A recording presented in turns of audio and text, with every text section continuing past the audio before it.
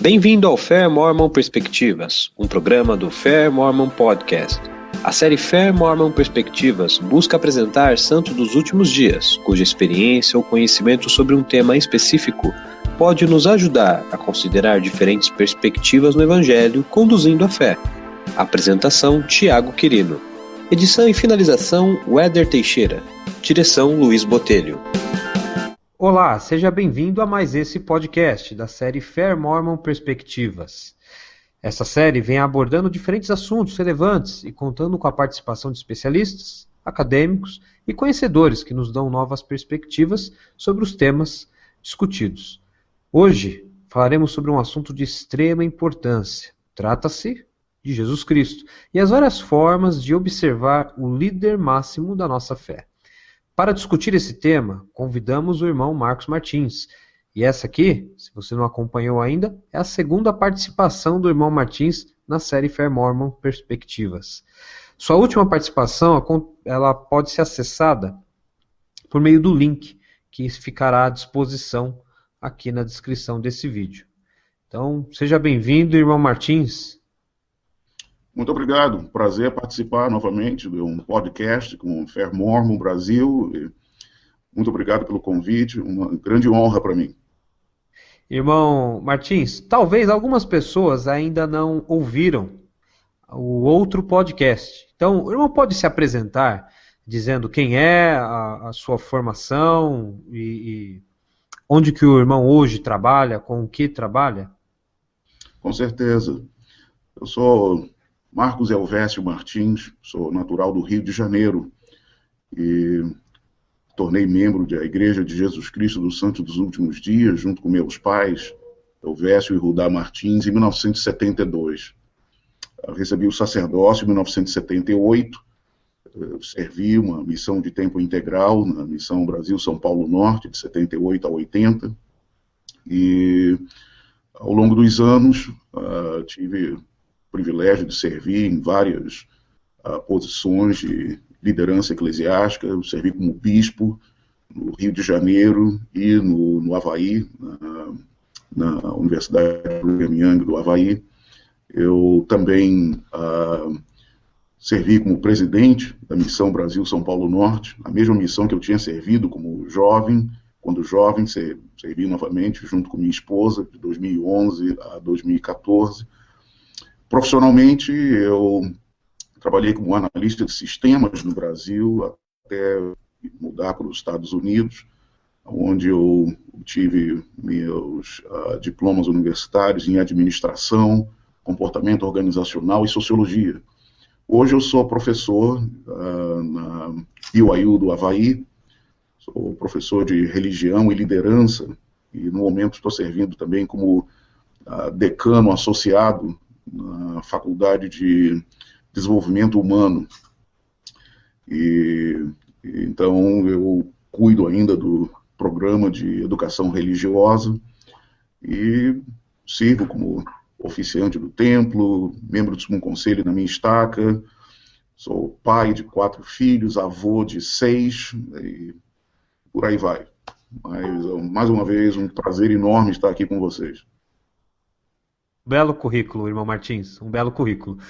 Para nós é uma grande honra recebê-lo mais uma vez, para poder ouvir suas opiniões, seus argumentos a respeito do assunto discutido hoje, né? Que, por sinal, falar de Jesus Cristo nessa época do Natal é sempre uma boa opção, né? Onde os pensamentos da maioria das pessoas estão voltados para aquele nascimento, aquela grande notícia que foi dada naquele dia de que o Salvador havia nascido. Algumas pessoas, é claro, né, têm diferentes crenças a respeito de quem foi Jesus Cristo. Uns alegam que foi um grande pensador, outros foi só um personagem na história. Para uns, claro, significa apenas um mito, e para uma parcela das pessoas, ele é o Cristo, o Salvador. Então, irmão Martins, ajude a entender um pouquinho mais, afinal, quem é esse Jesus Cristo que acreditamos? Ok. Bom, de fato, você disse e colocou muito bem. Jesus Cristo é muitas coisas para diferentes pessoas. Para alguns, é o Filho de Deus, para os cristãos, de uma maneira geral, é o Filho de Deus, o filho unigênito do Pai. Para outros, ele foi apenas um grande profeta, um grande mestre, para outros foi só um grande filósofo social. Toda vez que me perguntam isso, eu me lembro de uma colega minha de escola, na quarta série do ginasial, naquela época, oitava série do ensino fundamental. Eu tinha lá meus 14 anos de idade, ela devia ter mais ou menos a mesma idade. Uma vez estávamos conversando na hora do recreio, eu falei para ela: você acredita em Jesus Cristo? Quem era Jesus Cristo para você? Ela falou: para mim, Jesus Cristo era um terrorista, um revolucionário. E eu vejo que muitas vezes, a gente conversando com as pessoas, elas imaginam isso. Jesus Cristo era um homem como um líder social, e eles não conseguem perceber a divindade dele, a divindade de Jesus Cristo. É um assunto que eu tenho focalizado bastante em palestras, em aulas minhas também na universidade, porque estamos muitas vezes perdendo isso no mundo, perdendo essa noção da divindade de Jesus Cristo. Para nós, santos dos últimos dias, membros da Igreja de Jesus Cristo dos Santos dos Últimos Dias, Jesus Cristo era um ser divino, era o Filho unigênito do Pai, é o nosso Salvador, o nosso Redentor, Criador de mundos sem fim. Então, essa é a maneira que nós vemos. Irmão Martins, como é que seria possível, talvez, a gente conseguir explicar para uma pessoa, vamos pensar numa hipótese assim, uma pessoa que não é cristã, mas tem interesse de conhecer mais a respeito de Cristo, como é que a gente consegue mostrar para uma pessoa com esse interesse de que Jesus Cristo é um personagem ou foi uma pessoa diferente de outros grandes nomes da religião mundial, como Maomé, Buda, Moisés, para alguns, né? Como é que a gente consegue fazer essa diferenciação entre Cristo e esses outros grandes homens? Excelente pergunta. Eu acho que em uma palavra, em uma simples palavra, a resposta seria divindade. A divindade de Jesus Cristo o coloca completamente à parte, anos-luz de distância entre ele e esses outros grandes líderes religiosos ou filosóficos ou líderes sociais da história. Buda, né, o Siddhartha Gautama, Moisés, profetas do Velho Testamento, ou profetas de outras religiões, como Maomé, e grandes nomes da história que influenciaram milhões ao redor do mundo, como Gandhi, por exemplo. A divindade de Jesus Cristo, o caráter divino dele, seria o que o coloca à parte de todos. Ele não era um homem comum que se tornou um grande homem. Antes dele vir aqui a essa terra, ele já era um ser divino. E ele manteve essa divindade dele. Ele manteve essa divindade dele durante o ministério mortal dele. Talvez fosse até importante nós colocarmos dessa forma, estabelecer uma diferença entre divindade e caráter divino. E existem pessoas ao longo da história que, por causa de sua retidão pessoal, de sua devoção a Deus, eles viveram vidas extremamente santas, por assim dizer, mas o caráter de divindade, categorização como divindade, é algo que nenhum ser mortal pode atingir.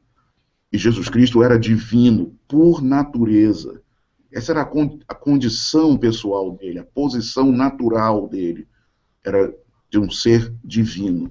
Essa seria a maneira de colocarmos. E conversar com as pessoas sobre isso. Eu ainda diria mais, que ao invés de falar e tentar explicar, eu sugeriria que, olha, não existe ferramenta mais poderosa para mostrar essa divindade de Jesus Cristo do que o livro de Mórmon, um outro testamento de Jesus Cristo. No livro de Mórmon, a divindade de Jesus Cristo se torna bem clara, bem aparente para todos. Mostra-se lá no livro de Mórmon que realmente ele não era um homem comum que se tornou muito bom, que se tornou grandioso. Vemos no livro de Mórmon claramente essa divindade natural dele. Muito bom, muito bom, muito boa essa sua explanação. levando para o lado divino do Cristo. E eu acho que talvez a nossa tarefa, né, o nosso propósito deve buscar um testemunho pessoal a respeito da divindade. Porque muito se fala, especialmente secularmente, sobre Cristo. Conheço alguns autores que tratam ele como um grande psicólogo ou um mestre, mas poucos são aqueles que focam de fato na divindade do Salvador. Isso me faz levantar aqui, irmão Martins, uma outra pergunta. Né? Como que a ciência hoje enxerga Jesus Cristo?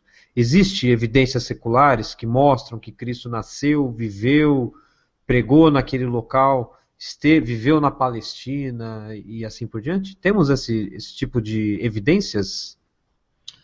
De fato, temos hoje em dia registros históricos relativamente confiáveis que mencionam Jesus de Nazaré, ou então mencionam seus discípulos, alguns dos seus seguidores.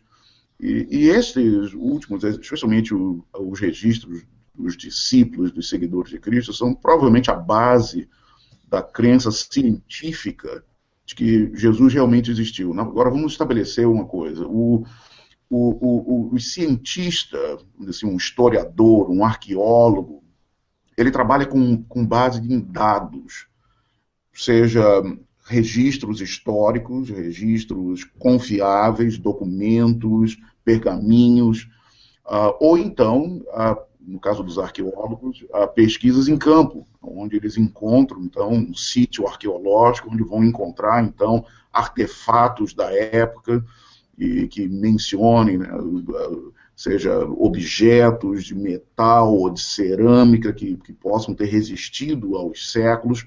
Papel não existe. Mesmo pergaminhos escritos em couro, por exemplo, não resistem séculos, né, nem sempre. Mas eles, então, observando esses materiais, observando esses artefatos, eles, então, podem determinar. E, de fato, existe, então, um consenso entre a ciência e a religião de que, de fato, Jesus de Nazaré existiu. Agora, vamos observar uma coisa aqui.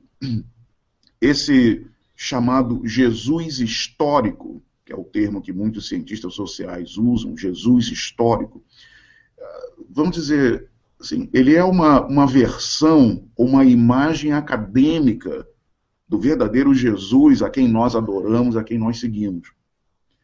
Esse Jesus histórico não é considerado o filho unigênito do Pai, que sofreu pelos pecados do mundo. Esse Jesus histórico, na versão dos cientistas sociais, ele foi um líder significativo, com uma mensagem social, que tinha uma mensagem social que ainda é relevante depois de 2 milênios. Esse Jesus histórico não tem poder para salvar ninguém. Porque os historiadores mesmo propõem que esse Jesus não veio para sofrer pelos pecados do mundo. Eles não reconhecem, os historiadores não reconhecem o sacrifício expiatório, e eles não acreditam também nos relatos dos milagres que Jesus fez. Eles consideram que esses relatos foram invenções dos seguidores de Jesus nas décadas depois da sua crucificação. Eles não veem a crucificação como algo especial. De fato, milhares de pessoas foram crucificadas pelos romanos naquela era. Não havia nada, digamos assim, de especial. Então, o Jesus histórico e o Jesus da fé, vamos dizer assim, são duas de Jesus Cristo. O Jesus histórico é apenas isso, uma versão acadêmica, uma imagem acadêmica do verdadeiro Jesus. O Jesus da fé, esse sim é o Filho unigênito do Pai, que era um ser divino, que tem poder, que ressuscitou, que ascendeu aos céus, que governa o mundo ainda, apesar das mazelas do mundo, ele ainda é o Senhor do mundo e vai retornar um dia e colocar ordem na casa. Eu acredito até, irmã Martins, que às vezes nós, membros da igreja, nos confundimos na hora de tentar explicar a nossa fé em qual Cristo, né? Se é o histórico ou se é o espiritual, baseado talvez um pouquinho na falta de discernimento entre um e outro. Talvez no meio do diálogo queremos comprovar cientificamente uma coisa que não precisa de comprovação científica, precisa mais da comprovação da fé, daquele coração aberto para receber, né? Eu tive inclusive essa semana mais uma vez aquela situação que eu acho que muitos membros da igreja vivem, quando uma pessoa pergunta, interessada em saber a respeito de nossas crenças da igreja, e a pessoa pergunta, então, vocês acreditam em Jesus Cristo? Que foi o que aconteceu comigo essa semana ainda. Me perguntaram, você acredita em Jesus Cristo? Ah, os mormons não acreditam em Jesus Cristo. O irmão já passou por isso? De ter esse tipo de questionamento? E se já, ajude a gente a esclarecer para esses que nos ouvem, de que forma seria a melhor maneira de um membro da igreja lidar com esse tipo de crítica, de que os mormons não acreditam em Jesus Cristo, de que a gente acredita talvez num Jesus diferente, que é diferente daqueles que é pregado em outras religiões. Por favor, fale um pouquinho a respeito disso. Olha, deixa eu colocar um prefácio para a minha resposta aqui, que é o seguinte. Em primeiro lugar, temos que lembrar o seguinte, o estado de apostasia do mundo, de afastamento da verdade do mundo, é tal que as pessoas não conseguem perceber a verdade quando estão frente a frente com ela. Deixa eu dar um exemplo. Em 1979, no início de 1979, eu estava com um jovem missionário em Ubatuba, no litoral norte do estado de São Paulo. E lá em Ubatuba, uma tarde, nós estávamos visitando um casal e ensinando o evangelho para eles, quando uma vizinha deles, uma jovem, entrou na casa deles e sentou-se lá junto conosco. E como ela veio, ela então começou a conversar conosco também e me fez a seguinte pergunta: olha, vocês devem ter visto minha foto aí, eu sou negro, e essa moça, uma mulata, ela me perguntou o seguinte: o que eu não entendo de vocês, mormons, é por que vocês não aceitam negros na sua igreja? Olhando para mim. Então é aquilo, olha, como é que você pergunta para um negro que é mormon, por que sua igreja não aceita negros? E eu lá, vestido de missionário, com plaqueta de missionário e tudo, como é que pode uma coisa dessa? Então, eu uso isso como uma ilustração desse estado de apostasia, de escuridão espiritual do mundo. Eles não conseguem perceber a verdade quando estão frente a frente com ela. Bom, então quando perguntam sobre Jesus Cristo, é aquilo. Normalmente algumas pessoas dizem, mas olha, como é que eu não acreditaria em Jesus Cristo? Eu sou membro da igreja de Jesus Cristo e tudo. Mas olha, tudo é blá, blá, blá. E se nós voltarmos às palavras do profeta Joseph Smith, eu me lembro de ter lido Joseph dizendo, para que uma pessoa saiba que Jesus é o Cristo, ela precisa receber esse testemunho pelo poder do Espírito Santo. Então não vai ser, não vão ser as nossas explicações, não vai ser um debate que vai levar nossos vizinhos, nossos amigos, nossos conhecidos, a entenderem a nossa crença em Jesus Cristo, a entenderem que nós somos verdadeiramente cristãos. Não é isso. Como eu disse alguns minutos atrás, eu considero ainda que a chave para a conversão, a chave para as pessoas compreenderem o nosso cristianismo, nossa cristandade, é o livro de Mórmon. Então, ao invés de, olha, eu poderia responder sua pergunta e tudo, mas eu gostaria que você descobrisse a resposta a essa pergunta, se eu sou ou não cristão, lendo esse livro aqui. E aí dá para eles, o terceiro Nefa, capítulo 11 em diante. Olha, não precisa ler do início do livro, não. Começa a ler daqui. Mostra a página para eles, olha, lê daqui em diante. E nessas páginas você vai ver o que é que nós pensamos a respeito de Jesus Cristo. Ao ler o livro de Mórmon, se as pessoas lerem com um coração sincero, o Espírito Santo vai testificar para elas que o que eles estão lendo é verdadeiro. E as pessoas, então, vão, pelo poder do Espírito Santo, ter a resposta de que, de fato, meu amigo Mormon lá é um verdadeiro cristão. Ele realmente acredita em Jesus Cristo. Porque o que eu estou lendo aqui nesse livro dele, aqui no livro dos Mormons, como as pessoas costumam dizer, eles realmente acreditam num Jesus de milagres, num Jesus que vem dos céus, que cura e que abre os céus, que comanda os anjos, que abre as bocas das criancinhas. E sem falar as centenas de vezes que é citado Jesus Cristo no livro de Mormon, né? Mas as pessoas não vão, a maioria das pessoas não vai ler o livro de Mormon inteiro. Muitos membros da igreja levam anos, depois de se tornarem membros da igreja, até lerem o livro de Mormon inteiro. Mas só aqueles capítulos já em terceiro Nephi, tá, é o suficiente que, olha, o Espírito do Senhor vai testificar para essa pessoa de que, olha, nós realmente acreditamos em Jesus Cristo, somos verdadeiros cristãos.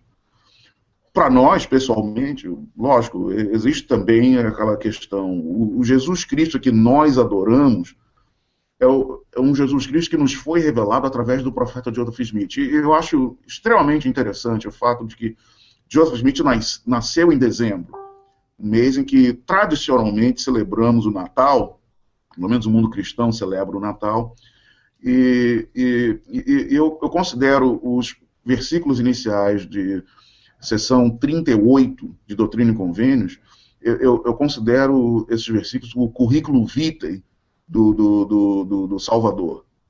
Ali, naqueles versículos, nós lemos ele mesmo se identificando como um Deus, com o princípio e o fim, como aquele que compreende a vasta extensão da eternidade, aquele que tem estado acima dos anjos desde antes da criação do mundo.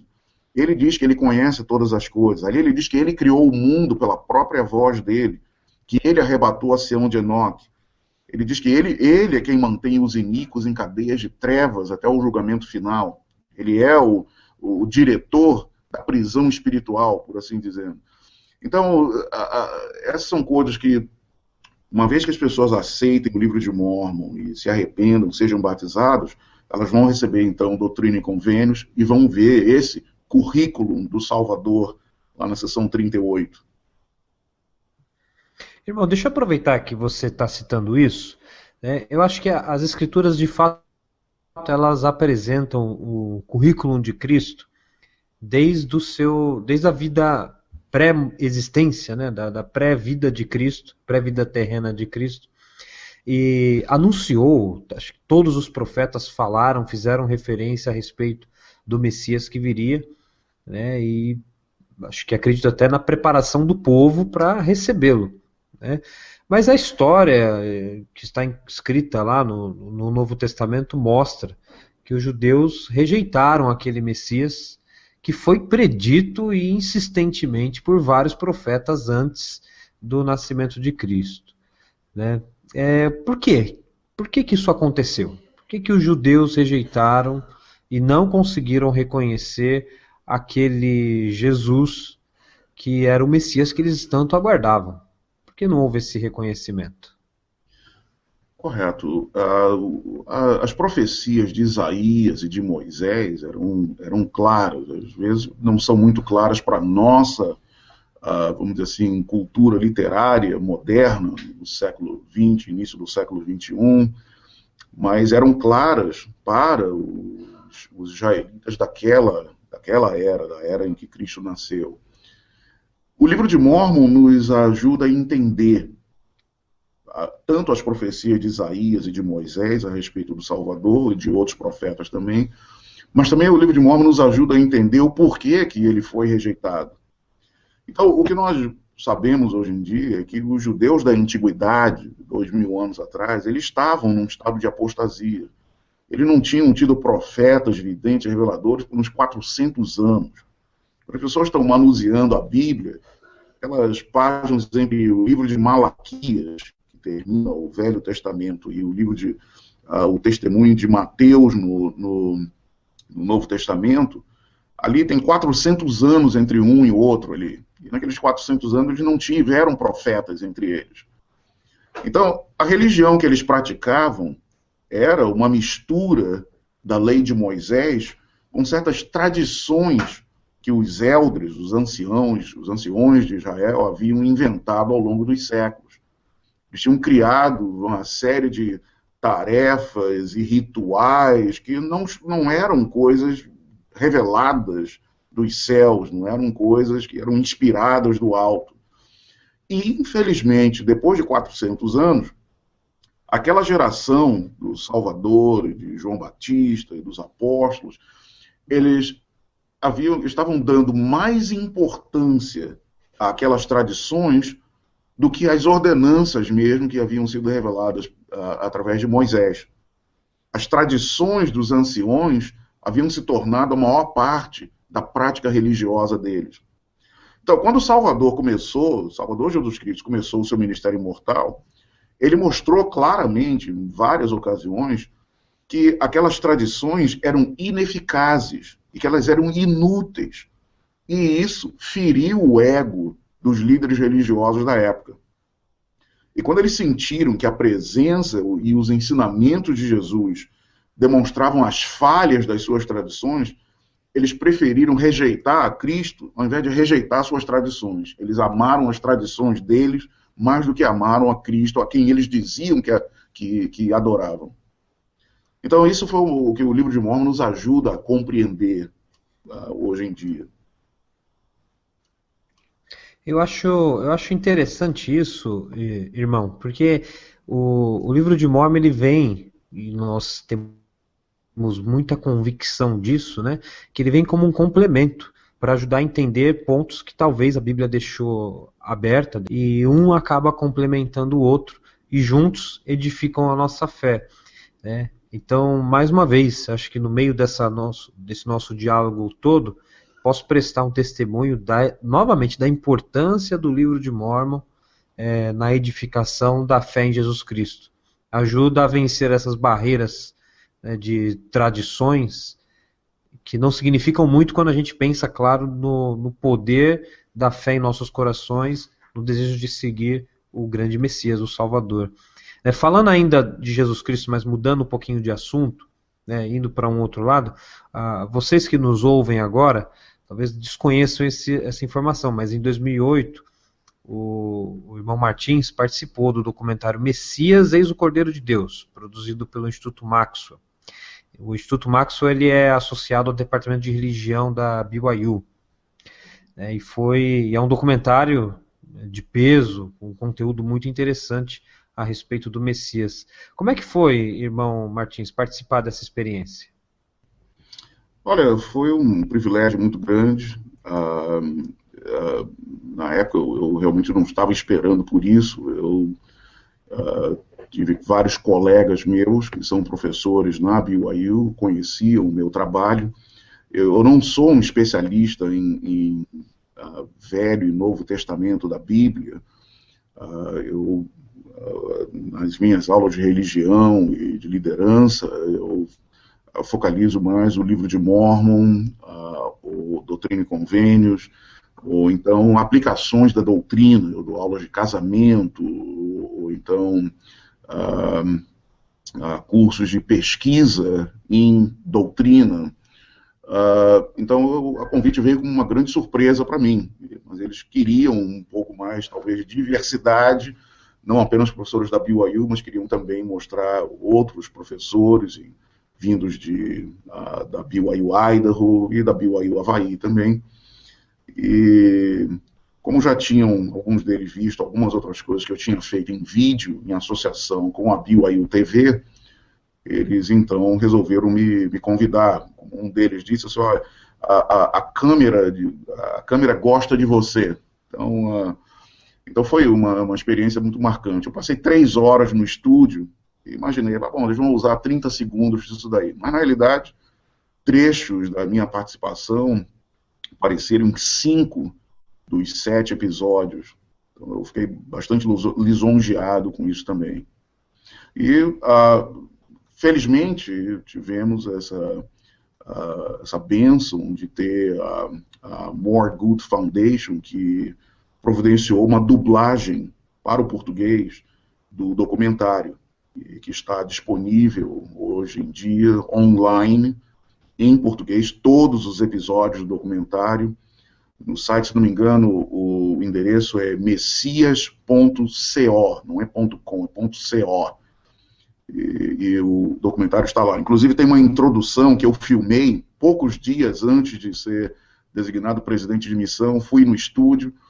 Infelizmente, eu não conseguia lembrar do script, eu errei e comecei de novo, e eles não editaram o vídeo. Então, quem lê, quem assiste aquela introdução no site vai me ver errando e falando de novo.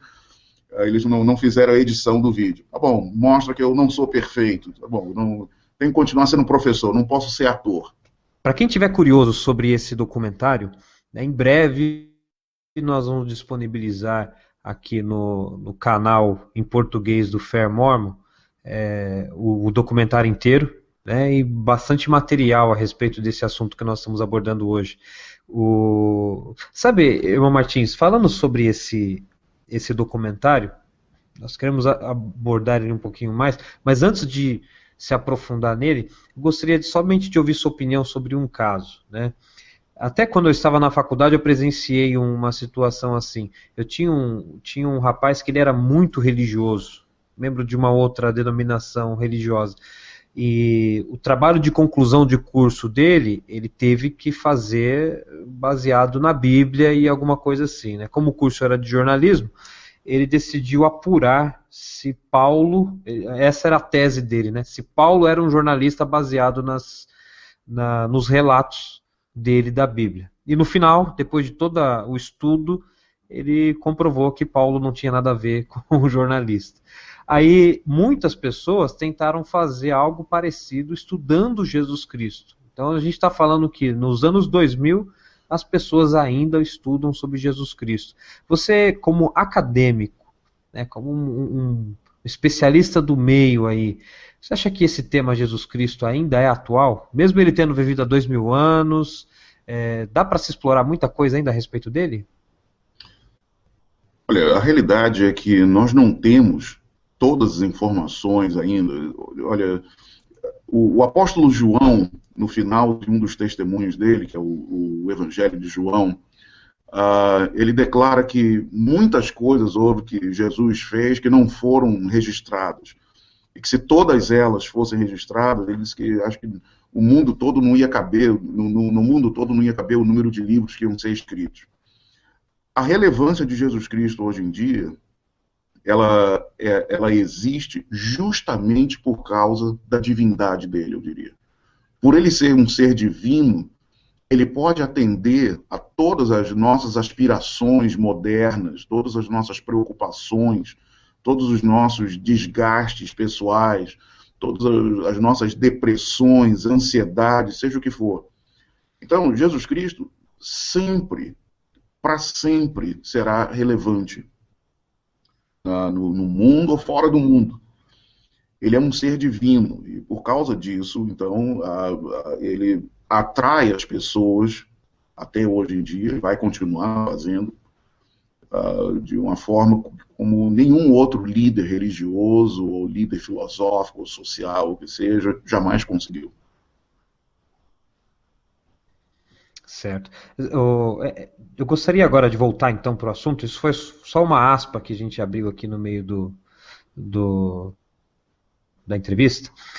Vamos voltar para o assunto Messias, Eis o Cordeiro de Deus, que é o documentário que foi feito. Vamos falar um pouquinho sobre os temas, né? Quem ainda não assistiu esse documentário vai ver que ele é dividido em alguns episódios, né, ou capítulos, que falam sobre diferentes situações a respeito de Cristo. Então, temos aqui alguns desses temas. E para fazer uma coisa um pouquinho diferente, eu gostaria que você, irmão Martins, falasse brevemente sobre cada um desses tópicos. Então, eu vou falar apenas o tópico e o irmão discorre rapidamente sobre esses temas baseado no que foi dito lá no documentário. Então, o primeiro tema é Salvador pré-mortal. O que o irmão tem a nos dizer a respeito disso? Olha, especialmente nas escrituras que nos foram reveladas nessa era moderna, através do profeta Joseph Smith, em particular o livro de Mórmon, o Outro Testamento de Jesus Cristo. Através dessas escrituras modernas, nós entendemos que Jesus era um membro da deidade, muito antes dele nascer em Jerusalém. Ele foi o criador, o redentor de mundos incontáveis. E as suas obras na eternidade não têm fim. Então, a posição exaltada que ele tinha fazia com que todos os habitantes dos céus se curvassem diante da sua glória. Então, esse era o tema daquele primeiro episódio do documentário, falar sobre justamente a posição exaltada de Jesus Cristo muito antes da vinda dele à Terra. Muito bom. O Salvador pré-mortal, né, esse grande criador, num determinado momento da sua vida, ele nasce. Ele vira o menino. Como diz Isaías, né, um menino nos nasceu, um filho se nos deu. Então, o nascimento de Cristo, quais são suas considerações? O nascimento de Cristo foi milagroso. E isso se deve ao fato dele ser progênie de um ser divino, de Deus, nosso Pai Celestial, e de uma mulher mortal, Maria. Nós não sabemos os detalhes biológicos desse nascimento. Eu sei que existe muita curiosidade das pessoas saber, mas como é que pode isso, aquilo? Não sabemos os detalhes biológicos. Nós não sabemos absolutamente nada sobre a identidade pré-mortal de Maria, quem ela era antes de nascer aqui na Terra, e muitos outros detalhes significativos. Por isso, eu sugiro que, nesse particular, as pessoas que têm interesse nesse assunto, que seria esse nascimento através de uma virgem, eu sugiro que, ao invés de especular sobre o assunto, que é uma tentação muito grande que às vezes nós temos, seria melhor que deixássemos que a nossa fé controlasse a nossa curiosidade intelectual. Essa era a sugestão que eu daria com relação a isso. O importante é nós sabermos que Jesus Cristo era um ser divino que veio à Terra e habitou um corpo mortal. Durante o ministério dele, ele apenas parecia, ele aparentava ser um mero homem judeu daquela época. Mas nada estava mais distante da verdade. Ele era o criador e redentor de mundos sem fim, vivendo como se fosse um ser mortal, como se fosse um homem comum. Mas ele não era um homem comum. Certo. Existem dois outros temas que foram abordados no documentário, que é a autoridade e o ministério. Eu acredito até que os dois são bem relacionados. O irmão pode falar alguma coisa a respeito? Autoridade e ministério de Cristo. Com certeza. Como eu declarou antes, por causa dessa divindade dele, Jesus Cristo não estava subordinado à autoridade dos líderes religiosos da era dele, que, ironicamente, apesar de eles o adorarem, eles não os reconheceram quando ele veio em pessoa entre eles. E já abordamos o porquê disso. Mas Jesus ia às sinagogas, ele ia ao templo em Jerusalém, mas ele não se submetia à liderança de meros mortais.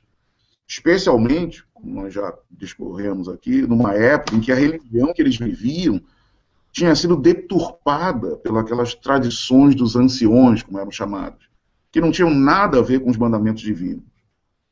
Então, a autoridade que ele tinha era a autoridade inerente dele como um ser divino, como um Deus.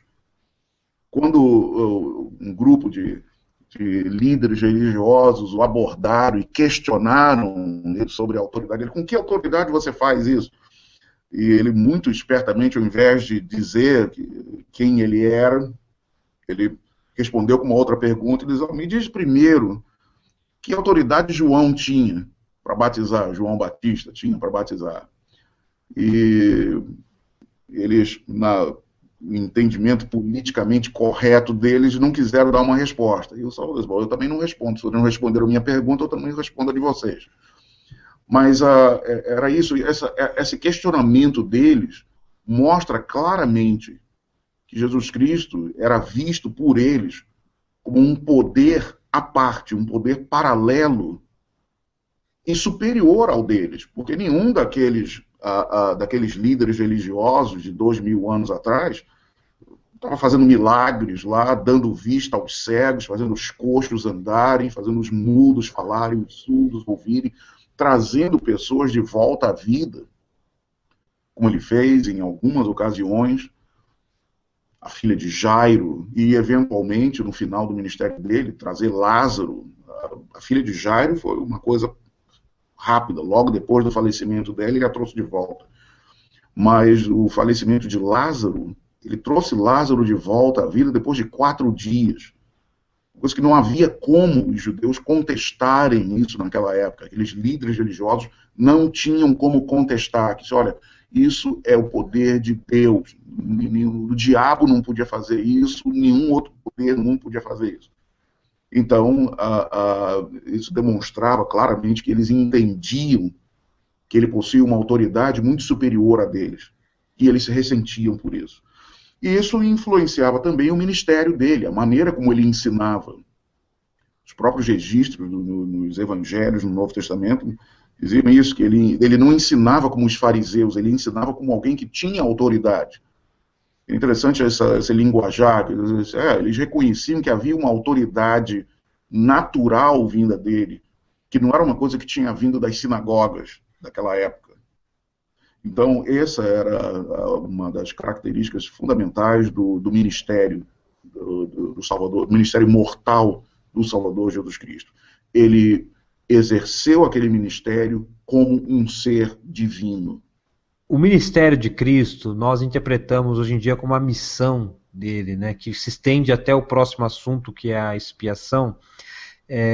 Só que vamos fazer uma pequena pausa aqui no tema que estamos discutindo, para esclarecer uma dúvida.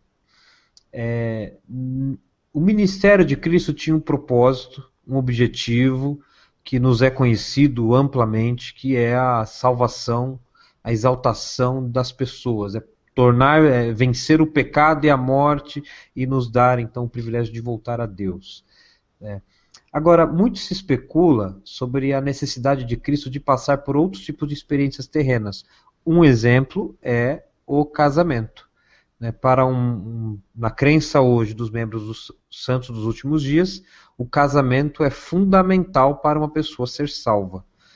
Agora, Cristo, havia essa necessidade de ser casado? Não haveria? Muito se especula, muito se fala a respeito disso. Para você, irmão Martins, qual a sua opinião, ou o que o irmão pensa a respeito sobre este assunto? Cristo foi casado? Não foi? Teve necessidade? Não teve? O que o irmão pode nos dizer a respeito? Olha, eu recebo de fato muitas perguntas vindas de pessoas, tanto aqui nos Estados Unidos, ou não aqui, lá nos Estados Unidos. No momento eu não estou nos Estados Unidos. Para os nossos amigos que estão ouvindo, nós só ver como é que é a tecnologia. Na realidade, eu estou em Singapura fazendo essa gravação com vocês. Então, essa foi a ocasião que nós pudemos fazer essa gravação.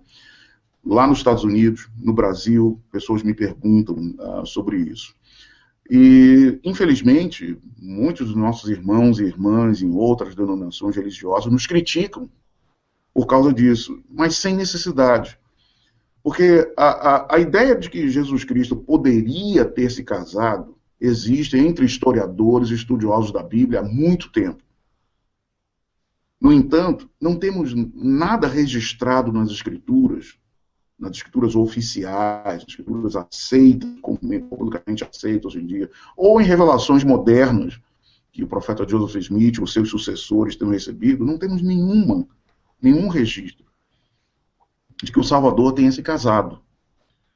Os apóstolos que conviveram com o Salvador durante o ministério terreno dele não disseram nada a respeito disso. Pelo menos nos registros que temos como válidos hoje em dia, não temos nada registrado. Eles mantiveram o que alguns dos nossos autores, Sud, chamaram de um silêncio reverente sobre o assunto. Eles mantiveram um silêncio reverente sobre o assunto. Então, eu faria a seguinte declaração: a Igreja de Jesus Cristo dos Santos dos Últimos Dias não ensina que Jesus Cristo foi casado. Porém, alguns membros da Igreja acreditam que é possível que ele tenha se casado. Visto que a igreja não exerce controle sobre o pensamento dos membros, essa crença, então, tem subsistido ao longo dos anos e décadas aí. Porque a igreja não controla o que os membros da igreja pensam. Os membros são livres para pensar. Nas nossas regras de fé, nós pretendemos o privilégio de adorar a Deus Todo-Poderoso, de acordo com os ditames da nossa consciência, e concedemos a todos os homens o mesmo privilégio. De nos adorar quando, onde, o que quiserem. E a mesma coisa se refere às nossas crenças. Eles podem acreditar como, onde, o que eles desejarem.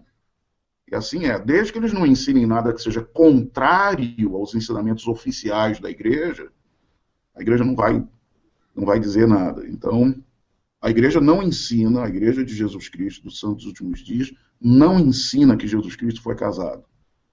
Mas alguns membros da igreja acreditam que é possível que isso tenha acontecido.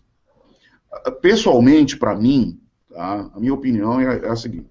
Se os apóstolos que conviveram com Jesus Cristo mantiveram esse silêncio reverente sobre a vida pessoal dele, para que eu iria abrir meu bico depois de 2000 anos? Essa é a maneira que eu penso. Se eles não falaram nada, eles que estavam com ele lá não falaram nada, agora depois de 2000 anos eu vou dar palpite? Não, eu fico na minha aqui e deixo minha fé controlar minha curiosidade intelectual. Um dia o senhor vai voltar e ele vai dar mais detalhes. Agora, talvez fosse interessante nós abordarmos um aspecto aqui para nós entendermos um pouco dessas críticas. Por que as pessoas têm um problema com a ideia de um possível casamento de Jesus Cristo? Olha, não sabemos se ele casou ou não, tudo bem. Oficialmente, nós não sabemos nada no momento. Mas parte disso é o resultado da apostasia, do afastamento da verdade. Onde no mundo hoje em dia é popular a ideia de que o casamento é um mal necessário, por assim dizer, de que o casamento não é o estado ideal para uma pessoa que busca santificação, uma pessoa que busca o divino, o lado divino da vida. Hoje é popular a ideia de que se a pessoa quer buscar essa característica espiritual, que alguns chamam de espiritualidade, a pessoa tem que se desligar de família, de amigos, disso, e viver uma vida ascética, uma vida como um eremita. Mas isso não é uma crença correta de acordo com as revelações que nós temos.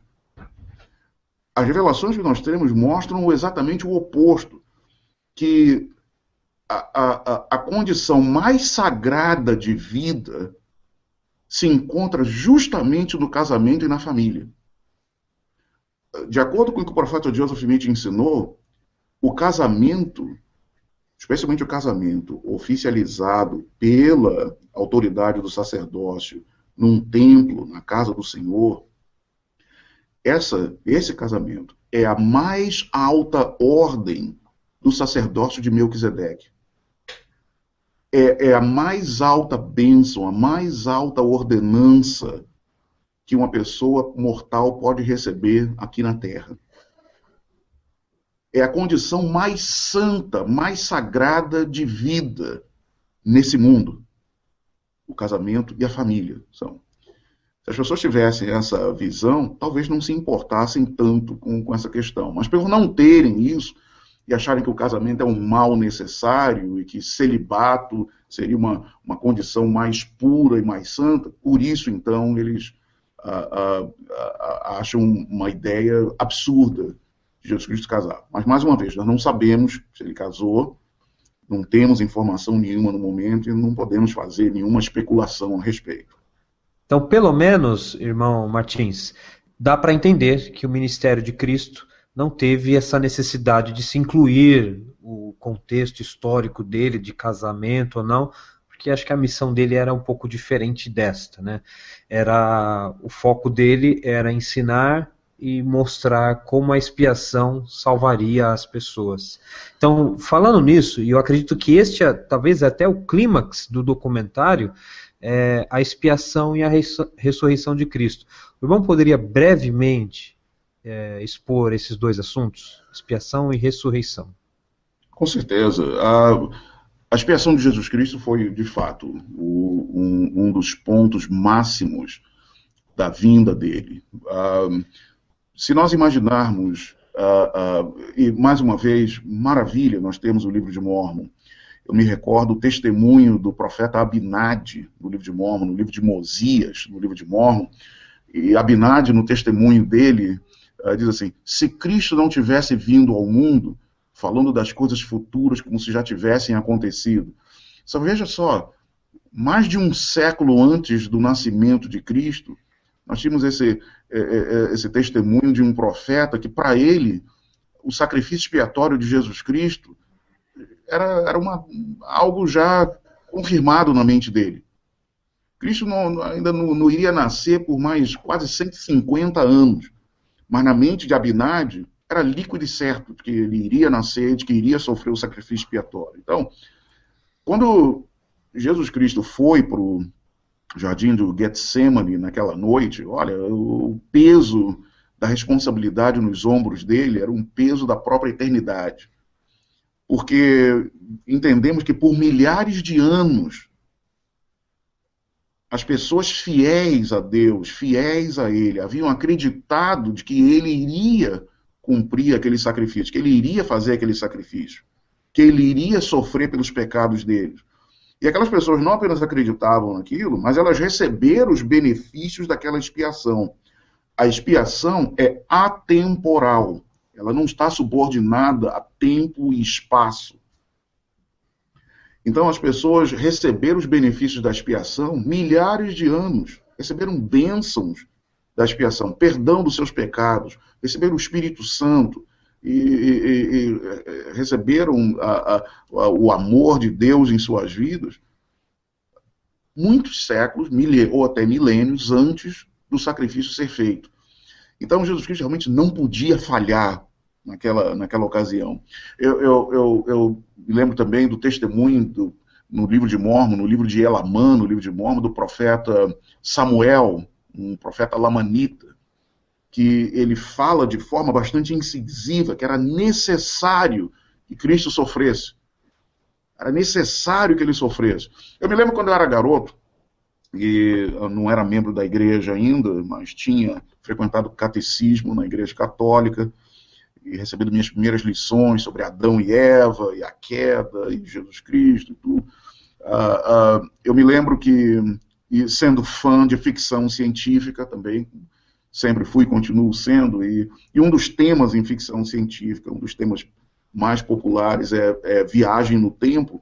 Eu me lembro de como, quando garoto, eu costumava dizer assim: puxa, se viagem no tempo fosse possível, eu viajasse até Jerusalém naquela noite em que Jesus foi preso, eu ia correr para o Monte das Oliveiras e dizer para Jesus fugir de lá para os soldados não o pegarem. Eu dizia isso, com 8 anos de idade, 9 anos de idade, eu dizia isso.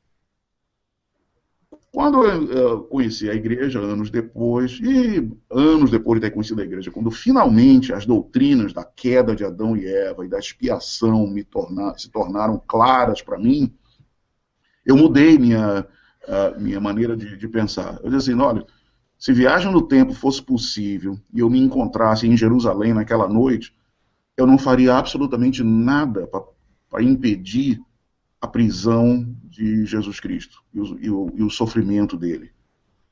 Porque a nossa existência eterna dependia daquele sacrifício dele, dependia dele ser crucificado.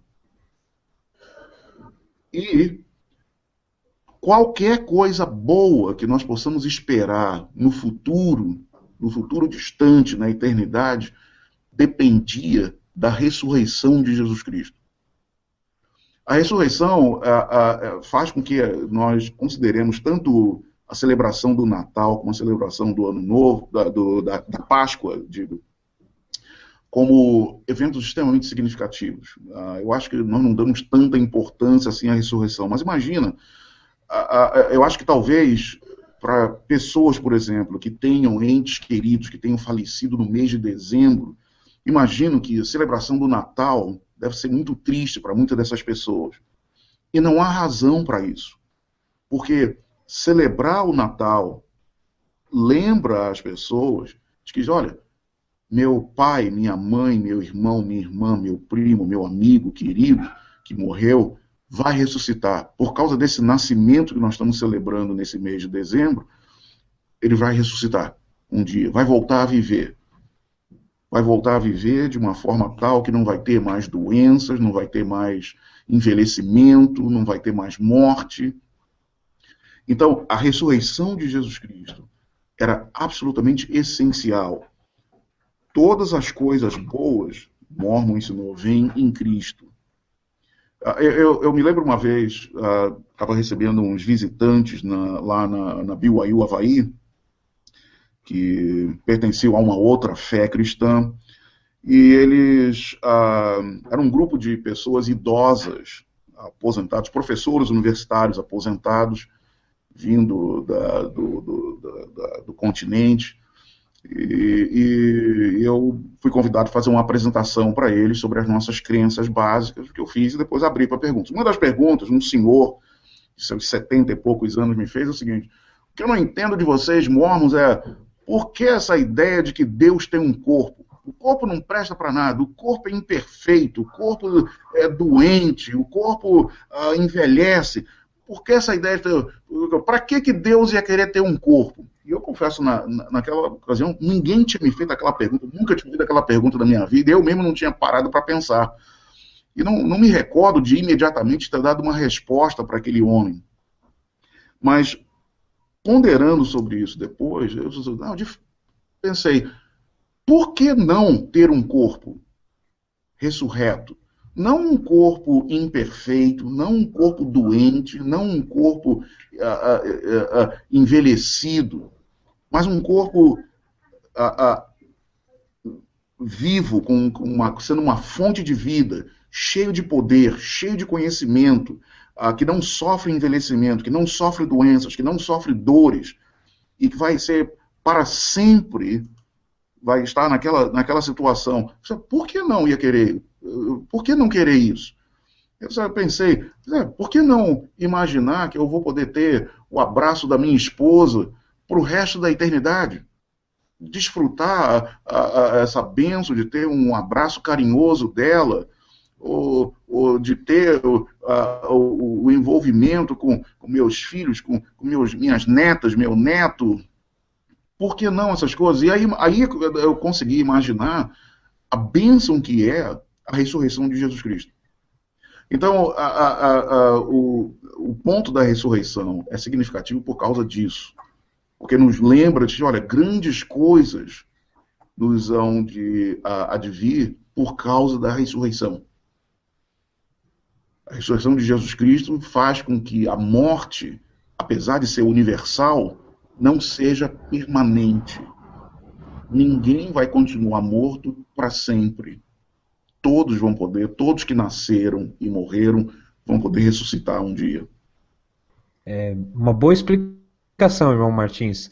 Agora, o documentário ele encerra falando sobre um tema, apostasia e restauração. E como que esses dois temas estão relacionados com a missão e o propósito de Cristo? De fato, a apostasia, esse afastamento da verdade, fez com que o mundo perdesse as noções corretas de quem Jesus Cristo era, da divindade dele, do poder dele, dos milagres dele. E muito daquilo que se sabia sobre Jesus Cristo há 2000 anos atrás foi perdido. Mas, felizmente, Deus prometeu que haveria uma restauração. E, de fato, houve uma restauração. Então, o conhecimento foi e continua sendo trazido de volta à Terra, conhecimento da verdadeira doutrina de Jesus Cristo, da verdadeira identidade dele, da condição divina dele, do poder dele, dos verdadeiros pontos da doutrina dele. Todas essas coisas estão sendo restauradas. A autoridade necessária para agir em nome dele, as ordenanças do Evangelho, o batismo, a imposição das mãos para o dom do Espírito Santo, ordenanças da casa do Senhor, incluindo a mais alta de todas as ordenanças, que é o selamento matrimonial, o casamento, não até que a morte os separe, mas para todo tempo e eternidade. Todas essas coisas foram restauradas. E, como eu disse, a autoridade para ensinar essas doutrinas e para administrar essas ordenanças e os convênios de Deus. As maiores bênçãos que Deus tem para os seus filhos só podem ser recebidas depois que eles fazem convênios com Ele. Contratos formais. Esses contratos formais são feitos por meio das ordenanças do Evangelho. E essas ordenanças, como o batismo, imposição das mãos, as ordenanças da casa do Senhor, só podem ser realizadas por alguém que possui a autoridade dos céus. Não a autoridade dos homens, mas a autoridade dos céus. É como aquela história do passaporte. Se eu tiver um vizinho meu que tem uma impressora a laser colorida em casa, de alta resolução, e ele faz um passaporte no computador dele, pode ser igualzinho, pode usar até o mesmo tipo de papel, mas não vai ser aceito. Por quê? Porque ele não tem autoridade do governo para emitir passaportes. Então, daí a necessidade de o sacerdócio, o poder de Deus ser restaurado e a necessidade de ordenanças serem realizadas com a autoridade vinda dos céus, que foi trazida de volta dos céus por mensageiros ao profeta Joseph Smith. Certo. Esse, então, são os temas abordados no documentário Messias, Eis o Cordeiro de Deus, que em breve nós vamos disponibilizar ele completo em nossa página, no nosso canal aqui do Fair Mormon. Então, se você ficou curioso, quer ver a participação do irmão Martins no documentário e conhecer o documentário completo, aguarde aí os próximos dias, nós vamos disponibilizar esse material para todos vocês. Infelizmente, nosso tempo, o assunto é tão gostoso de falar, né? A gente vai se perdendo no tempo aqui, mas nós estamos caminhando já para o final desse programa. E vamos, então, seguir para um outro tópico. Nós estamos gravando este programa nos dias que antecedem aqui o Natal. Estamos a poucos dias do Natal. E o Natal é uma época em que as pessoas pensam mais a respeito de Cristo, porque o mundo inteiro está comemorando o nascimento de Cristo. É uma tradição. Algumas pessoas, nesse contexto, eles referem-se ao Natal como isso aí não deve ser comemorado. Porque misturam, então, objetivos financeiros, ou que o Natal seja uma festa pagã, e que nós não deveríamos comemorar o Natal como nós fazemos. Então, agora eu retomo uma pergunta para o irmão Martins. Considerando assim, eu não vou dizer o que está certo ou o que está errado dessas afirmações a respeito do Natal, mas, irmão, por que nós, mormons, celebramos o Natal? Se for uma festa pagã, se é questão financeira, por que nós continuamos comemorando isso? Olha, em primeiro lugar, a celebração do Natal é uma tradição da maioria das nossas culturas, seja no Brasil, seja na maioria dos países que são predominantemente cristãos, celebram o Natal. Olha, como eu disse, nessa ocasião que nós estamos fazendo essa gravação, eu estou aqui em Singapura, onde é um país, uma cidade-nação, onde é uma grande percentual da população que são ou muçulmanos, ou são budistas, outros são cristãos. E ontem à noite mesmo eu estive numa das alas, na festa de Natal deles. Era uma ala essencialmente de chineses, celebrando o Natal.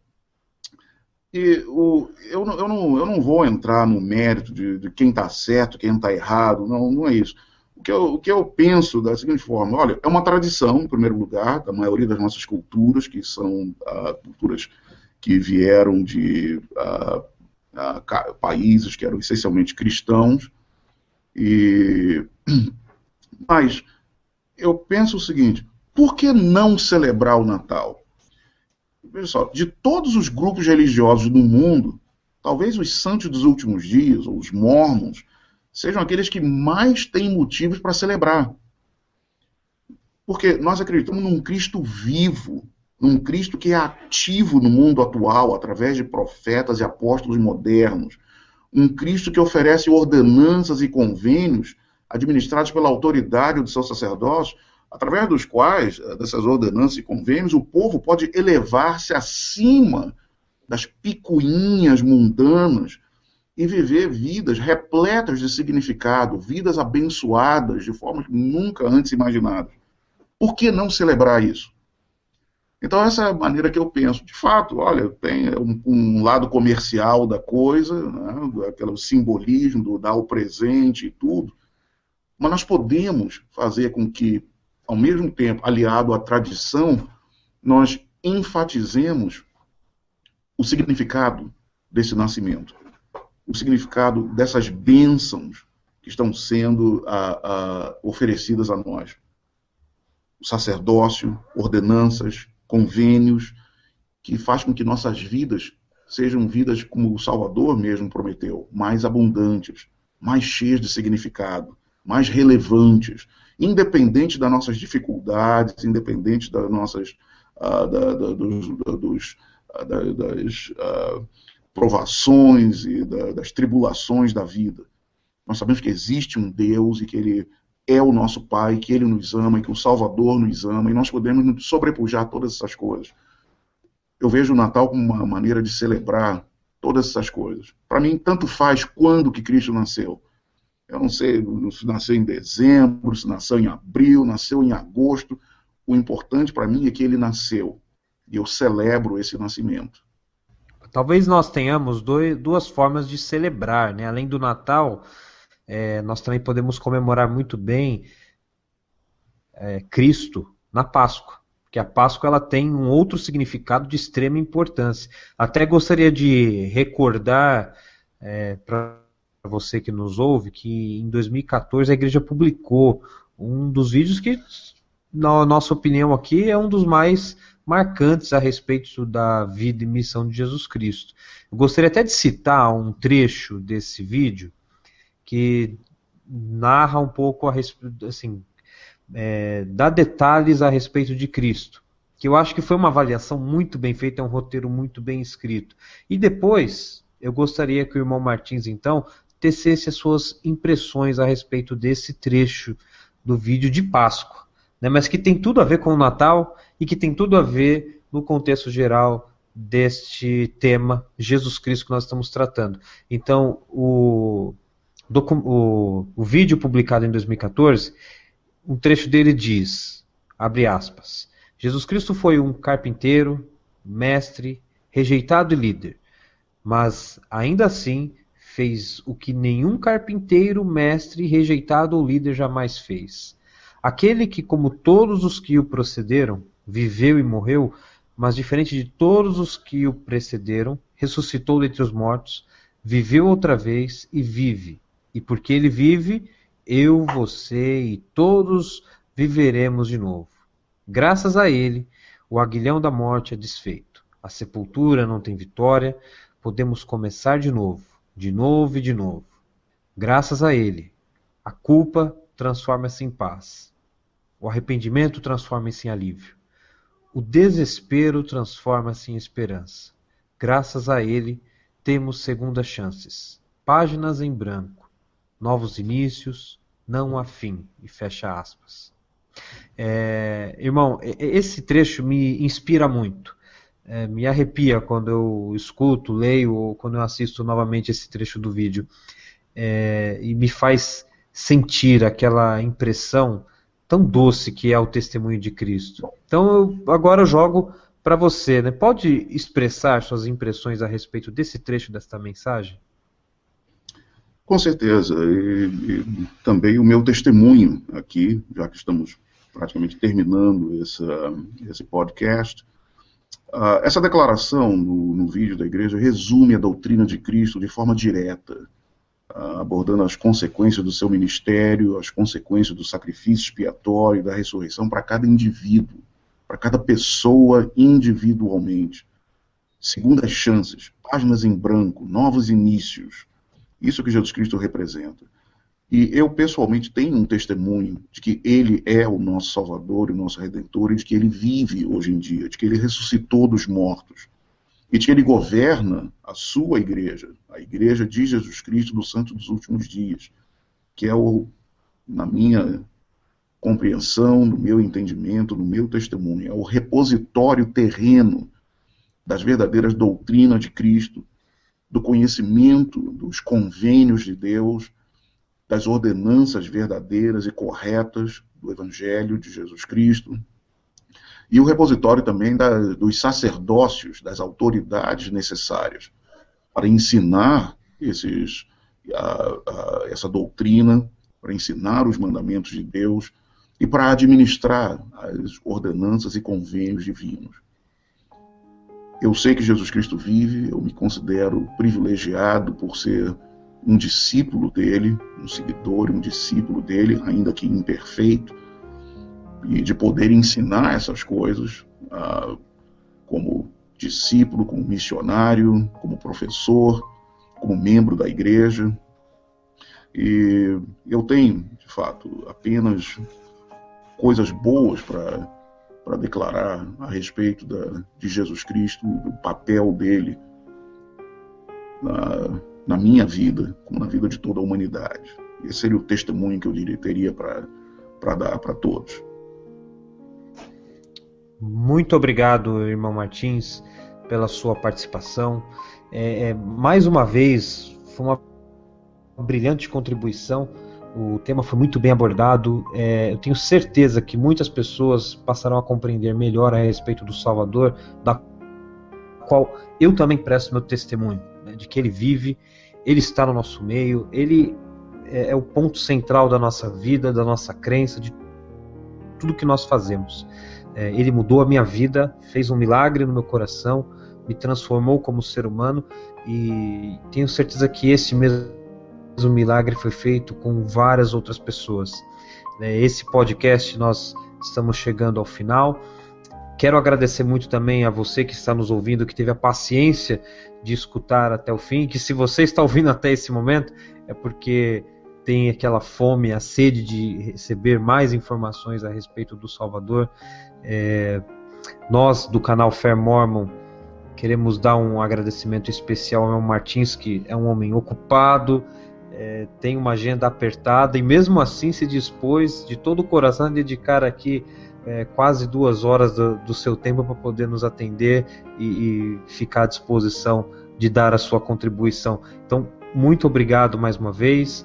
Nós concluímos então esse podcast, esperamos nos ver mais outras vezes falando de outros temas. E se você que nos ouve tem dúvidas, ou gostaria de saber um pouco mais, abordar um pouco mais esses temas, pode nos mandar seus questionamentos. Nós conversamos com o irmão Martins posteriormente e prometemos responder a todos eles.